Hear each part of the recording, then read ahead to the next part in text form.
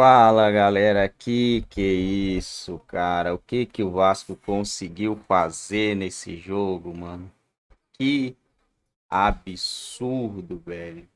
Que absurdo o Vasco conseguiu fazer diante do Criciúma.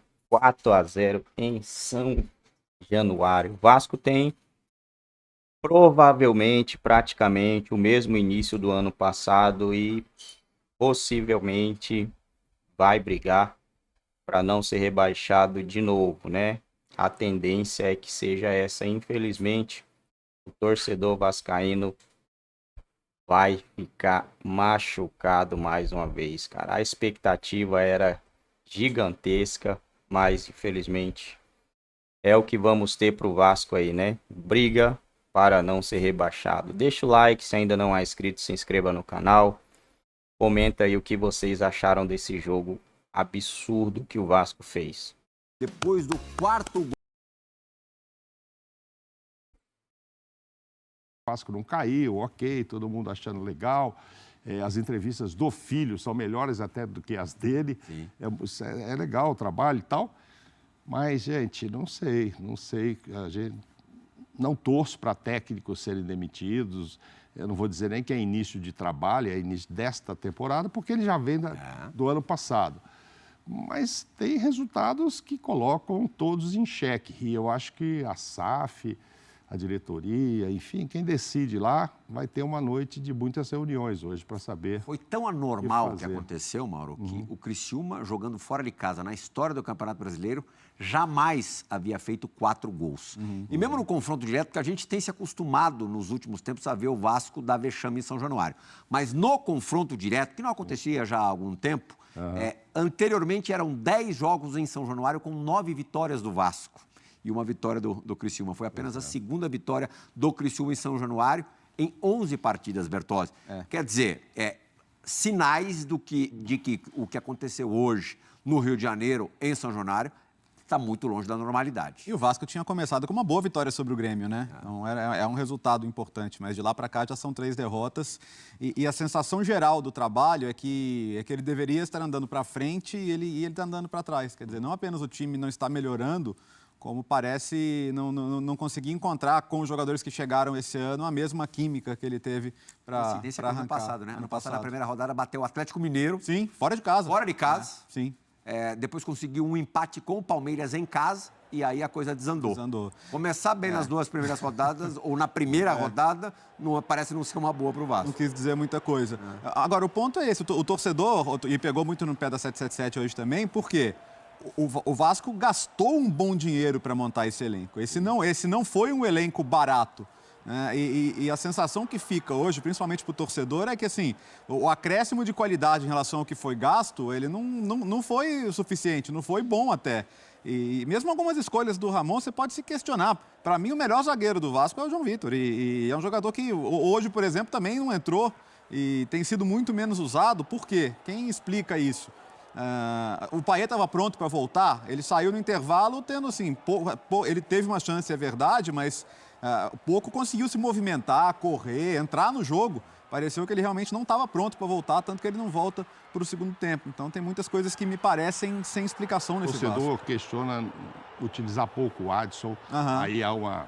não, mas fisicamente não está bem, mas estamos em abril, então o que está acontecendo com o Adson, né? E uma diferença, o Prihal falou, tá fácil jogar contra o Vasco. Se a gente olhar em números, muito mais do que com o Atlético Mineiro. O resultado com números, ele fez até aqui um bom trabalho. Bom trabalho, parabéns para o técnico mesmo. O Vasco que já gastou bastante, Bertozzi, o elenco é mais ou menos esse aí. Porque quem se machucou com gravidade. Sim. 2 casos de ligamento cruzado que os caras não vão voltar para o Campeonato Brasileiro. Quer dizer, não tem muito de onde tirar. Isso deixa a perspectiva ainda mais preocupante. Sim, e por isso que a gente fala de avaliar o trabalho da comissão técnica é importante também. E acho que, assim, de novo, não é necessariamente demissão, mas cobrança. Você está chegando um diretor novo, sentar, vem cá, Ramon, quais são suas dificuldades? Ramon, Emiliano, o que está acontecendo? Por que não está rendendo? Sabe, chamar uma análise de desempenho, juntar todas as áreas da parte técnica e fazer um diagnóstico. Então, o Vasco acabou de divulgar oficialmente, Leão, que A comissão técnica, Ramon e Emiliano, estão fora do comando, estão fora do clube. Imediatamente após o jogo, isso ficou decidido. Ok, então...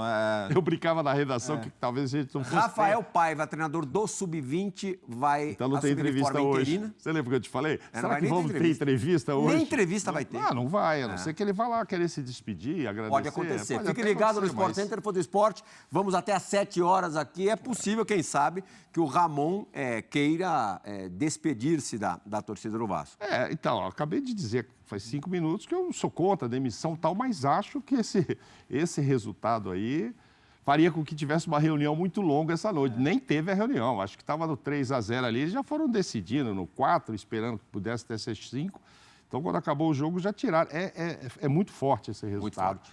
Hugo Moura estava estreando como titular, estava voltando o Payet, tinha uma expectativa. Primeiro jogo do Hugo Moura em São Januário, né? Então, aí tinha uma expectativa, em casa, Criciúma e tal, de um bom jogo, uma vitória, se não muito tranquila, mas uma vitória. Então, assim, aí toma de 4, sinto muito pro Ramon, mas é difícil segurar Então, uma mesmo. semana molezinha. Se o Renato Paiva, esse é o nome dele, Leão? Treinador do Sub-20 do Vasco, trabalhar nessas 2 partidas, Fortaleza, a Copa do Brasil em Fortaleza, né? Primeiro jogo. Fora de casa. E depois o Atlético Paranaense em Curitiba. Tá fácil? Não tá, não. Não tá, não. Não tá, não. Então, eu venho dizendo que, mesmo que não fosse o caso de demissão, muita coisa ia ter que ser revista lá dentro e agora... e também não pode demorar muito para escolher um novo treinador, né? Sim. Porque o campeonato passa, eu concordo plenamente com o que você disse, de ser um confronto direto e você já perdeu, você vai jogar lá no segundo turno, né? Então, são pontos que nem sempre você consegue recuperar. É difícil. No calor, na quentura da notícia, Cícero Melo, direto de São Januário, nesse início de noite de sábado, com derrota do Vasco da Gama, goleada pro Criciúma 4-0, demissão do Ramon Dias, o Vasco está sem treinador a partir dessa goleada, e o Cícero Melo nos conta direto de São Januário as últimas notícias. Daí, Cícero, boa noite. Boa noite a você, Plihal, aos companheiros, Mauro Bertozzi, ao Fã de Esportes. Lamentavelmente, a gente chega hoje com esse clima aqui em São Januário, uma das piores derrotas da história do Vasco. O Vasco que já vinha de 2 derrotas consecutivas e agora sofre a sua terceira derrota de forma cachapante, vergonhosa, né? O Criciúma veio aqui e deu um passeio no Vasco da Gama. E isso gerou, não poderia deixar de ser, uma derrota desse naipe, não passa incólume, né? Não passa sem punição. Vocês já divulgaram aí, e a notícia que já está também circulando aqui, o Vasco já divulgou oficialmente que o Ramon Dias e o seu filho não são mais funcionários da SAF do Vasco, estão demitidos. Na zona mista, onde nós estamos nesse momento, não acredito que venha nenhum jogador. O Vasco, quando tem perdido, tem cancelado a zona mista. Isso já foi nas últimas derrotas, no clássico contra o Fluminense. Alguém deve falar, não sei se o próprio Ramon Dias, para se despedir, ou se algum dirigente do Vasco para comunicar oficialmente em entrevista coletiva daqui a pouco essa decisão. O certo é que o Vasco já começa o Campeonato Brasileiro na 4ª rodada à beira do Z4, um fantasma para a torcida Cruz Maltina. Neste momento, o Vasco ocupa a 16ª colocação com 3 pontos ganhos, daquela única vitória na estreia que até iludiu a torcida vascaína, né, quando venceu o Grêmio aqui em São Januário por 2-1. E agora o Vasco fica dependendo de tropeços. Se o Corinthians vencer o Fluminense ou o Vitória vencer o Cruzeiro nessa rodada, o Vasco vai terminar a rodada já no Z4, na zona de rebaixamento, com toda essa pressão, sem treinador e, como você disse, Plihal, com 2 jogos dificílimos e importantes pela frente. O primeiro da Copa do Brasil dessa fase, dessa terceira fase, que vai ser contra o Fortaleza, que está voando, né? E o primeiro jogo lá em Fortaleza, no Estádio Castelão, no meio da próxima semana. E depois, no final de semana, o Vasco joga contra o Atlético Paranaense, lá na Liga Arena, em Curitiba, que é outro lugar difícil do Atlético Paranaense ser batido. Então, as perspectivas para o Vasco não são boas. O Rafael Paiva, que é o técnico do Sub-20, fica interinamente, provavelmente nesses 2 jogos, enquanto o Vasco vai se movimentar para arrumar um novo treinador. O clima aqui, depois que o Criciúma fez o 3º gol, foi o seguinte: a torcida do Vasco chegou a aplaudir o time do Criciúma, gritou olé, xingou os jogadores, vaiou seus jogadores. Inícios de tumulto tivemos na arquibancada com alguns torcedores brigando entre si, só que nesse momento, pelo que eu estou percebendo aqui, o ambiente está mais calmo. Se tiver tendo algum problema, é lá fora do estádio, já que a gente está aqui no estacionamento onde acontece a zona mista. Estamos aqui, vamos acompanhar tudo. Daqui a pouco, se não tiver a zona mista, vamos ali para a coletiva ver quem vai falar, se o próprio Ramon Dias ou um dirigente, mas a situação do Vasco é terrível, apenas na 4ª rodada do Campeonato Brasileiro. Plihal. Obrigado, Cícero. Lógico, janela aberta, espaço totalmente aberto para você com qualquer novidade que você eventualmente tenha. E terá, com certeza. O Cícero falou agora das reações da torcida, quando o placar acabou ficando totalmente desfavorável. A gente vai ouvir agora alguns momentos do comportamento do torcedor vascaíno em São Januário nessa tarde de sábado. Vamos acompanhar os Sobe Sons.